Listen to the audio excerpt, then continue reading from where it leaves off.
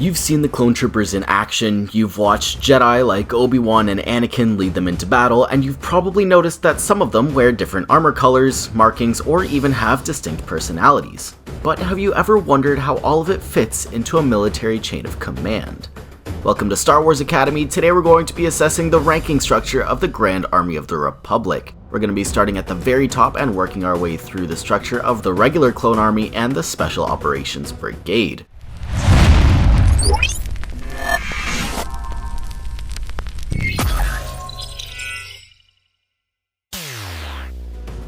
Before we get too deep into the ranks of the Republic's army, we first need to understand exactly how it's structured and the different organizations that comprise it. The largest grouping of the GAR is the Systems Army, which consists of 2 battle or sector armies and has around 294,012 soldiers. The Battle or Sector Army consists of 4 corps and has 147,456 soldiers. The Corps consists of 4 legions and has around 36,864 soldiers. The Legion consists of 4 regiments and has 9,216 soldiers. The regiment contains 4 battalions with around 2,304 soldiers. The battalion houses 4 companies consisting of 576 soldiers. The company has 4 platoons and consists of 144 soldiers. The platoon consists of 4 squads made up of 36 soldiers, and the squad has 9 soldiers. Now that we've covered the highly complicated military structure of the army, we can look into the different ranks that make it up. At the very top of the GAR command structure is the Supreme Chancellor of the Republic, Chancellor Palpatine. During the Clone Wars, he exercised executive wartime authority over the entire military. Under him, the Jedi Order was appointed as the Generals of the Republic Army. This arrangement placed the Jedi High Council in direct contact with the Chancellor's office and the Senate's war committees. Master Yoda, for instance, served as a Jedi High General, overseeing large-scale campaigns across multiple sectors. Jedi Masters and some Knights like Obi-Wan Kenobi, Ki-Adi-Mundi, and Anakin Skywalker held the title of Jedi General, while lower-ranking Jedi would maintain the rank of Jedi Commanders. Jedi Padawans, such as Ahsoka Tano, were given the honorary title of Commander, often leading troops directly into the field despite their age and rank within the Jedi hierarchy. This system created an unusual but fascinating fusion of a spiritual order leading a professional clone-based military force. Under Jedi leadership, the GAR was structured like a hybrid of modern armies with a ranking system based on the scale of command and the clone specialization. At the top of the clone military ranks was the Marshal Commander, the highest ranking clone trooper in the field. Marshal commanders like Commander Cody were in charge of entire sectors, corps, or legions. They reported directly to Jedi generals and were entrusted with strategic level responsibilities. Despite Marshal Commanders holding such a high rank and command over hundreds of thousands of soldiers, they could still be seen in the front lines commanding their men on the battlefield. Common examples of this were Commanders Neo and Bakara both leading their respective 91st and 21st Corps, and Commander Cody taking command of smaller divisions within the 7th Sky Corps, such as the 212th Battalion and Ghost Company. Beneath them were senior commanders who held a similar level of authority, still able to lead clone corps despite not being a marshal. A common example is Clone Commander Gree, who, despite not being a marshal commander, was the commanding officer of the 41st Elite Corps. The rank of senior commander was followed by regimental commander, in charge of commanding regiments, and battalion commanders, who typically led battalion-sized units. These included well-known figures such as Commander Appo, who took over command of the 501st Clone Legion following Order 66. Before it was commonplace for clones to represent their divisions with colors, the armor of clone commanders was outlined in yellow to distinguish themselves on the battlefield as leadership figures. The CT numbers of clone commanders also started with the prefix of CC rather than CT to denote their status as clone commanders. After commanders were the clone majors, capable of serving in Juggernaut tanks and possibly being in charge of these gargantuan vehicles. The role of the clone major was similar to that of the next rank in our list. Unfortunately, not much is known about clone majors other than they would wear maroon-striped Phase 1 armor.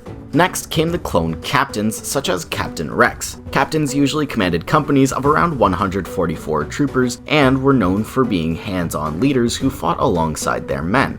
But if that's the case, why is Captain Rex the commanding officer of the 501st Legion, which supposedly holds over 9,000 soldiers in its ranks? Well, I'm sorry to disappoint, but while Rex was indeed a leading figure within the 501st, he was not the sole commanding officer. Instead, he was the leader of Torrent Company, a branch of the 501st and the most prominent group we see of their respective legion. My personal favorite clone captain is Captain Locke, in charge of Horn Company. Next is the Lieutenant. Lieutenants typically oversaw platoons of 36 troopers. Lieutenant is just a generic term, while the rank could actually be broken into first and second lieutenants. This rank would typically be in charge of several squads which comprised their platoon. Some famous clone lieutenants included Lieutenant Thayer and Lieutenant Waxer. Lieutenants were distinguished by the blue stripes on their Phase 1 armor. Clone sergeants and corporals were responsible for squads and fire teams, leading from the front and maintaining discipline in battle. The sergeant was the leading officer of the division, while corporals tended to be the second in command of a squad. Sergeants were defined by olive green stripes on their Phase 1 armor, while clone corporals could be noted as having slate gray stripes or just a blank white armor set.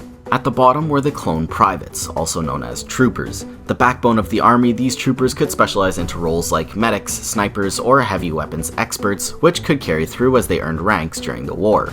Before earning their armor, every clone trooper started as a cadet. Cadets were trained extensively on Commando in tactics, weapons, and teamwork. Operating alongside the standard army was the elite Special Operations Brigade, made up of clones bred and trained for the most dangerous, covert, and sensitive missions of the war. The structure of the SOB was also different from the typical Republic Army and went something like this. The brigade consisted of the entire SOB, which had 10 commando groups or around 5,000 troopers plus support personnel. The commando group is the typical battalion size. This included 5 companies, around 500 troopers strong, with support personnel. The company had around 5 troops, or 100 troopers and support personnel accompanying them. The troop consisted of 5 squads, or around 20 troopers, and a squad consisted of around 4 troopers. It's important to note that while the organization specifically mentions commando groups, it includes all of Republic Commandos, Advanced Recon Commandos, Biker Advanced Recon Commandos, Shadow Troopers, and more. This branch was commanded by Jedi General Arlegin Zay. The highest clone rank within the Special Operations Brigade was the Commander, overseeing major Special Forces deployments or training programs. The most known members that hold this rank include Commanders Havoc, Blitz, Hammer, and Colt of Rancor Battalion stationed on Camino. Below Commander is the rank of Captain, held by soldiers such as Alpha 17 or Captain Fordo. Captains typically took special command of several squads to lead into battle. The next rank within the SOB was the Sergeant, acting as squad leaders like RC 1138, also known as Boss from Delta Squad, or Hunter from Clone Force 99. These leaders had absolute trust from their superiors and often led 4-man commando units into enemy territory for sabotage, assassination, and intelligence gathering. The second to last rank within the Special Operations Brigade were the Corporals, who, like their army counterpart, were typically the second in command of their respective squads. Common Special Operations clone corporals included Corporal Echo. The last rank within the Special Operations Brigade was just the typical trooper that fulfilled the same role as its army counterpart. These units were critical to operations that required precision, discretion, and extreme autonomy. While there were ranks in the Special Operations Brigade, Commando itself was seen as a rank. Any Commando trooper that was assigned to a division was often a de facto leader, whose orders and suggestions were typically followed as if they came from the division's commanding officer. Even a simple gesture from ARC Trooper 5s during the attempted arrest of Jedi General Krell on Umbara was followed by respective soldiers, despite Captain Rex, their true leader, standing right nearby.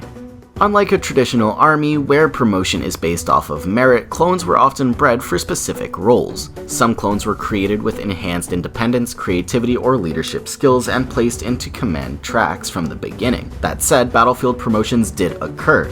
Captain Rex, for instance, was promoted based on performance, not just programming. ARC troopers were often upgraded from regular clone ranks after showing exceptional talent, such as Fives and Echo after the Battle of Camino. There were tensions too. Some clones questioned the morality of the war, their role in it, and whether or not they had true autonomy. Others embraced their brotherhood, believing that their loyalty and service gave their lives purpose. After Order 66, the clone rank structure rapidly evolved. Jedi leadership was eliminated, and the new Galactic Empire standardized ranks across clones and conscripted soldiers alike.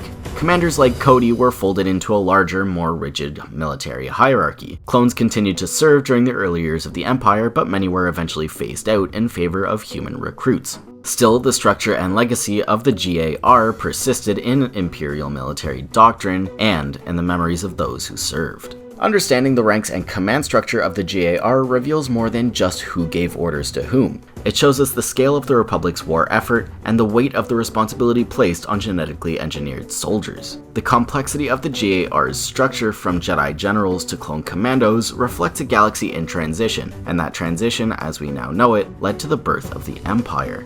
Thanks for watching Star Wars Academy. If you enjoyed this breakdown and want more deep dives into Star Wars lore, be sure to like and subscribe. Have something you want to learn about next? Let us know in the comments. Until next time, may the Force be with you.